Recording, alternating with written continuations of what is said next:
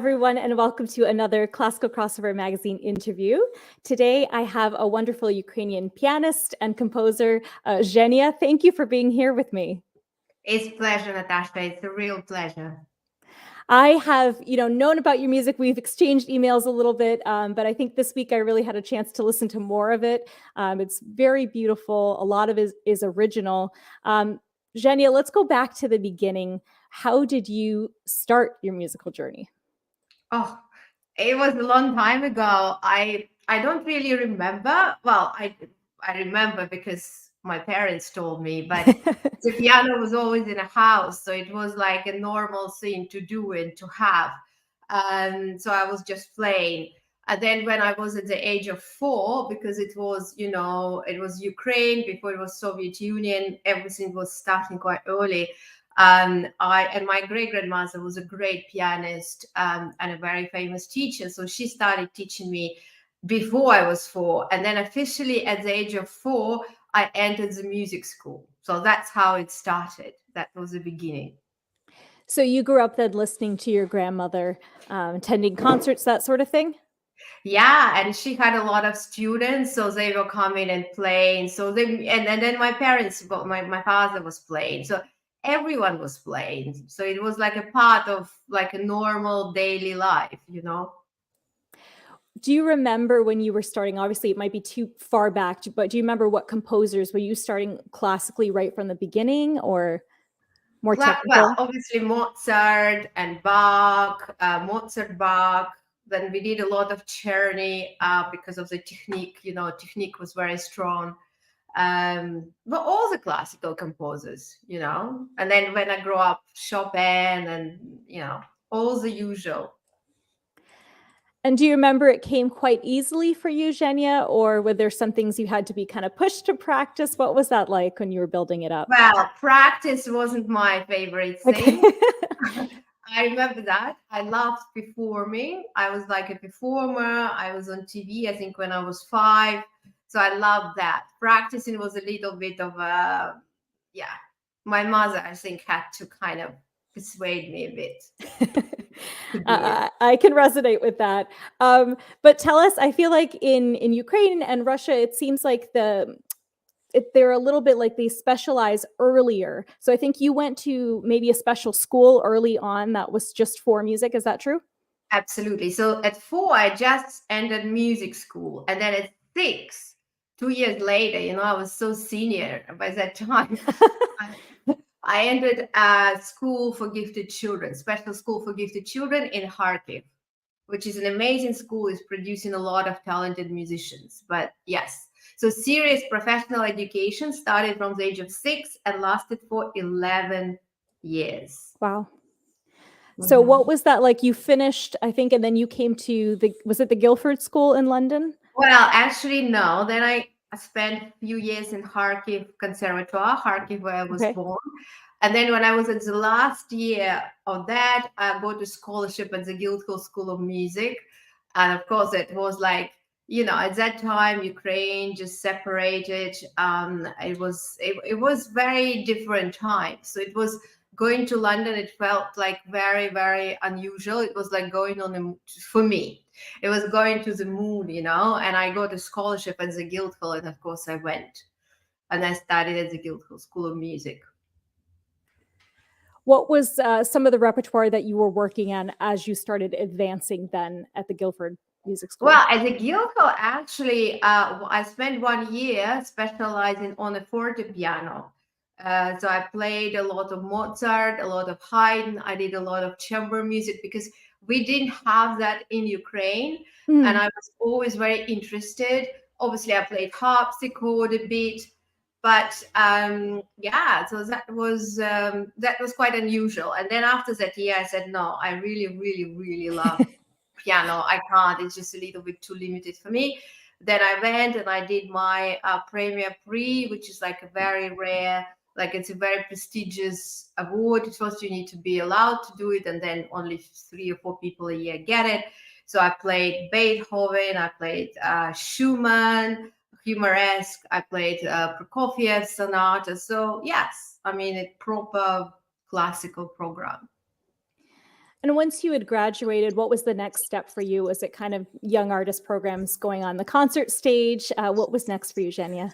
Well, when I was studying, I start getting really my fingers into different things, and I got really interested in contemporary music. So I won, I think it was Park Lane Artist Platform or competition. Basically, the award for that was a debut, London debut, which kind of made my career. It was in South Bank. There was a lot of press, and I played Gubaidulina Sonata, Ostolskaya Sonata, so like a 20th century contemporary music. And from then on, for many, many years, I was performing a lot of contemporary music, collaborating with composers, living composers. Went as far as did electronic music, and of course, piano music, quite advanced. So that was kind of where life took me, you know. I was reading in your biography, I think it said you commissioned 30 works from About living that. composers. Yeah. So what was that like working with them? Did you give them any direction, or did you kind of just say, write me something? Both. I mean, it Okay. depends on the composer, but what I liked when you collaborate with someone, they may write you something, but then they will come and we will sit in my studio, or I come to them and we'll say, okay, this is working, this is not working. Can we change it? Can we do it like that? This was incredibly interesting for me because I've learned a lot. Because it's one thing to perform music by a composer who is already dead, and another is to perform by a composer who is alive, especially if they can change the music according to what you want them to do. So was that when your interest in composing first started? Kind of, yes. It started a little bit later. There was a story about it actually, because to compose, I was always a performer. I was always on a deadline. So for me to start composing, I didn't have time for that. I didn't have time to experiment. All I did a bit of improvisation here and there. Literally, I have 5-10 minutes. I go play there, go play there. And many people said to me, why don't you compose? Why don't I say, well, I don't know how to compose. I can just improvise. And then I was doing a private concert for one of directors here in London. It's a very big chain called Cafe Nero. And he came to me and he said, do you play your own music? I said, no, I don't do my own music. I only improvise. He said, that's a shame. If you wrote your own music and if we did like it, we would have played it in the whole Cafe Nero. And that was for me, like a dangling carrot, because Cafe Nero is huge. It's all over England. It's all over England, I think it's abroad. They're definitely in Europe and they're in Turkey, etc. And I said, wow, that's such an opportunity. And I was thinking about it. And then I said, okay, if I want to try to compose, I really need to clear my schedule and I need some time. So I made a massive lifestyle change. I moved to Paris. I had an opportunity for 4 months and started to compose. Came back to London, gave them, it was 5 tracks, which later actually is became like my official album, Thoughts of Today, Dreams of Today, Thoughts of Tomorrow. And then I gave it to them. They loved it. And they said, okay, we'll play. And that's how my career, exactly, Dreams of Today, Thoughts of Tomorrow, that's how my compositional career started. So what were the first themes when you talk about these 2 EPs? Were you starting from like images in your head? Were you just trying to do chords that you're putting together? Do you remember how you started writing those first songs? No, because look, this is the thing, because at that time I was already doing a lot of yoga, and we haven't even talked about piano yoga, but I did a lot of meditations and a lot of stuff like this. So in terms of, for me, when I started to compose, it was just like going to the instrument, just open yourself up and channel the energy which comes. The only thing I had to do is to put the microphone on. And then I capture, and then maybe next day or in a few days, I will listen to the stuff and I choose what I like. In fact, one of my tracks, I think Past Love, is a pure improvisation. I haven't changed a note. It's just how it came out. And so Oh, there were a wow. couple of tracks which were like that. That's how I started. And then, of course, I developed other skills, but that was the beginning. So it was the meditation, kind of being in touch with yourself. When did you start that journey, GéNIA? Because I feel like sometimes as classical musicians, we do have a lot of tension trying to be perfect. So was it something that came out of that, or just like naturally you wanted to do yoga? No, I was a student. It was like many, many years ago when I was a student. And as many students, I practice for hours. And then I start having some pain in my back, not surprisingly. And I went to see a doctor, and the doctor really loved my music. He said, okay, you're a student, I'll treat you for free. So every week I would come like Glenn Gould, to have some treatment. And I thought, my goodness, I'm in my early 20s and I'm already going to a doctor once a week. This is definitely wrong. So I was looking for ways to just really work on my back, and someone suggested yoga. So that was my introduction to yoga, and that was the beginning of my love with yoga. I got an amazing teacher, because the key is your teacher. And she basically totally healed my back. But then Wow. my interest developed so much that then I blended it with the piano playing and created piano yoga, and then I had professional yoga training. So that's the other side of my life. That's impressive for sure that now you're a teacher. And we'll talk about your new album that's coming up in a bit that I think incorporates some of that. But let's go over, I'm going to put another picture up on the screen here of your next album. I hope I'm doing them right. Is Babylon the next one, or? Yeah, Babylon was the next one after Dreams. Yes. So tell us a little bit about this one, how it changed, maybe how your style was developing at this time. Well, that was yeah, of course, it was a bit more, it has more compositional skills, and I had much more experience. And then Babylon album, I think it was kind of my response because, I live in England, and in England, we had a very, which at that time, it seems to me the worst thing ever. It was before COVID, before the war in Ukraine, or I would say. So we were deciding whether to stay in Europe or not.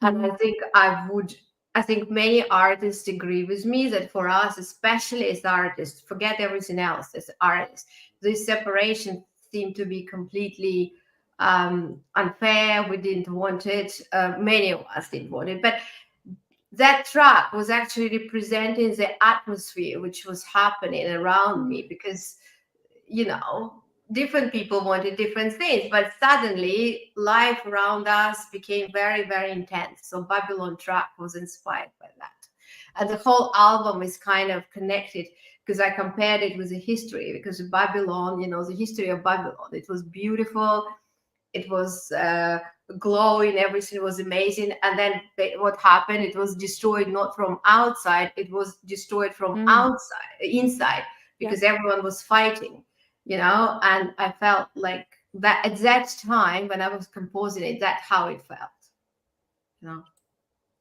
So you have done, I don't, maybe I do actually have the picture further along, but you also did, obviously you mentioned the war in Ukraine when that came up. You put together a piece of music for that. Can you tell us a little bit about, I feel like it's been something that's existed in the classical world where they always composed, they did have real issues behind them, Beethoven with his Eroica symphony, everything. And then you creating this music for Ukraine. Tell us a little bit about like music with the message. It was music with a message, but actually I was not a composer on this one. Okay. The composer was Paolo Cognetti, beautiful Italian composer, who contacted, because when the war in Ukraine started, being a Ukrainian, of course, as many artists, we did a lot of fundraising, we did a lot of concerts, a lot of messages on social media, and now I have my own foundation, which calls Support Kharkiv Foundation. And then Paolo contacted me and he said, look, I really feel for you. I want to do something. There is a track I wrote.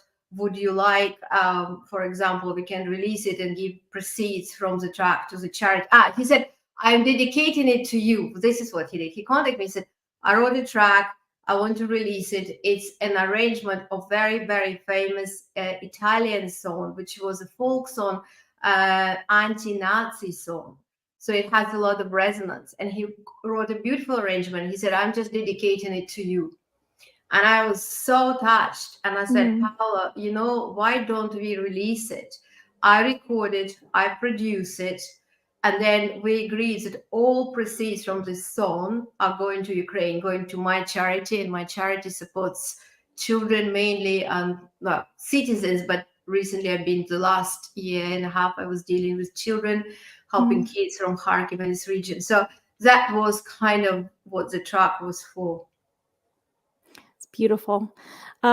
Your next album, again, hopefully I'm putting them in the right order here, but the next one we have here, Yes, we. tell us about this one. You already mentioned going to Paris and that kind of being the start of your composition journey, but tell us about this album in particular. Yeah, so that album actually was created. It was long time before Ukraine and all these sad events, and it's quite hedonistic album. And I always had love relationship with France. Always wanted to kind of live between um, England and France, and it's just based on my different experiences because I go to, even today I go to France very often, and it's different pieces connected with different life experiences or dedicated to different people who I met in France. And it's kind of hedonistic, it's relaxing, it's like a pleasant listening, I would say. It's very different from Babylon. And you've also done some composing for TV shows. I think Killing Eve was one of them, which was very popular. What did that go from, creating music for yourself, and then now you're creating as the background for these incredible stories? Well, it's actually okay. So there's a couple of things. So people always think about it. It's a slight misconception because I didn't create it specifically for Okay. this film. But when I do write music, especially these days, very often I like visualize a scene. Either I visualize an energy, like certain energy, or I can visualize a scene. Like, for example, I can see a raindrop going on the window or something happens. I see it, and then I try to create a music around it. And I think because of this, I've been told that my music is kind of quite cinematic.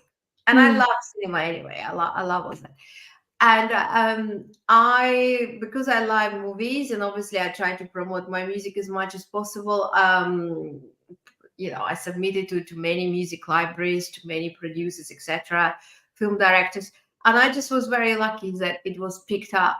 It was an element of luck, so it was picked up for Killing Eve, but it was also in other series as well. Well, I mean, that's really cool too, because you create these moods that you're hoping will resonate. And then if you have a producer that wants to have it in your project, that must be just an amazing feeling. Yes, I mean, I think I'm very fortunate, and I'm just very grateful to be able to do it, and to be able to do it, and to be able to reach out, of course. One thing I did want to touch on with you, GéNIA, is in your biography, it talks about, we have the traditional classical series, but it seems like you wanted to infuse different elements and make it your own with different kinds of artists. So can you tell us what a concert experience is like when you present, GéNIA?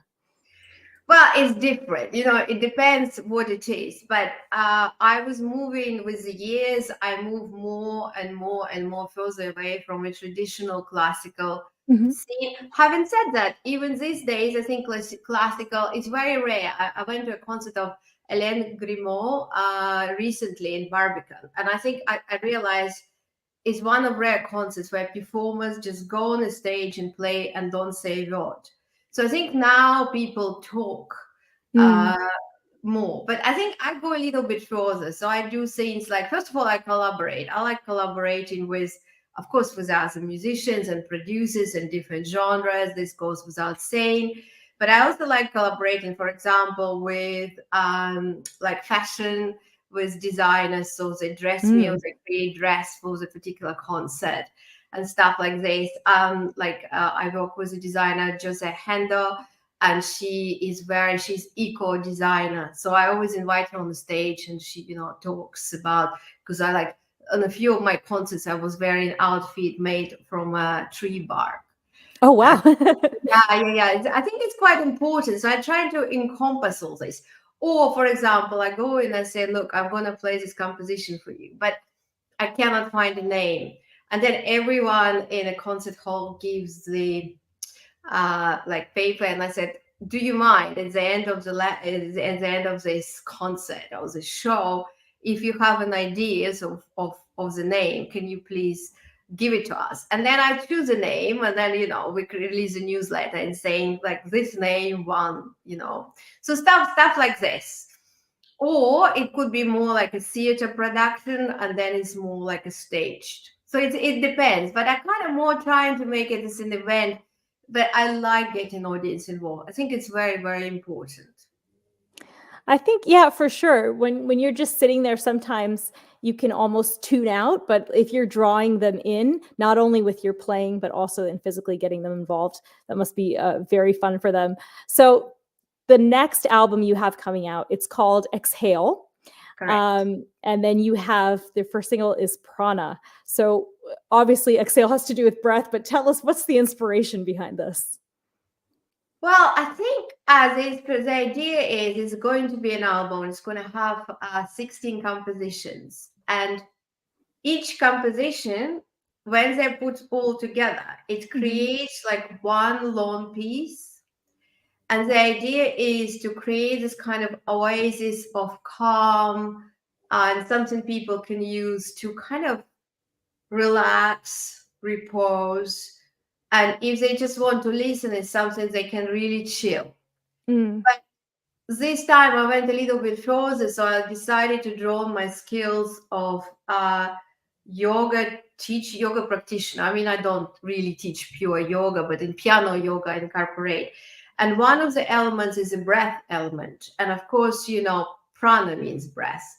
And different pieces are going to be connected with different, for example, breathing patterns. So this one is based on a balanced, equal breathing technique. It's quite simple. So what you breathe in and you breathe out in the same tempo rhythm. And if you listen to this piece of music, it was created exactly with that kind of scene in mind. And so some of the tracks which come in future, my future tracks I will release, they connecting with also different breathing techniques. So, and I'm hoping to be releasing different videos, and so people can easily listen to it, to the music, or they can actually utilize them and use them in their daily life, on a practical basis. And when does that first single come out, Prana? 8th of September. So it's not long to wait. Very soon. So everyone, we hope that you will go and stream that and support. I know, GéNIA, you have a lot of followers already on Spotify, but everyone, please go follow her. The website is also scrolling below, so you can check out geniamusic.com. GéNIA, after this album, which obviously you'll be releasing at a little time, what else are some of the things? Will you be doing any concerts over the fall? Absolutely. Well, we are planning not over the fall, but like close to the winter, because I was so much involved in my Ukrainian activities. So I took a pause, but I wrote so much music recently. So with this Exhale project, we are going to do concerts, which again would be kind of an interactive experience for the audience, where they can go and just listen to the music, or they can chill out, or they actually can take part and do these different breathing techniques and go. Hopefully there will be a big difference of their state when they entered the show and the state they're in when they left the show. So hopefully it will be like a little transformation. I love that. So everyone, definitely go check out the website for the dates. Follow GéNIA on social media, and stay tuned for the first single coming September 8th. GéNIA, thank you so much for joining me today. Pleasure, a total pleasure. Thank you so much for inviting me. And we'll have to have you back soon when you have more music. Sure, with pleasure. Thank you. We'll chat soon. Bye. Thank you, Natasha. Bye. Bye, everyone. Bye.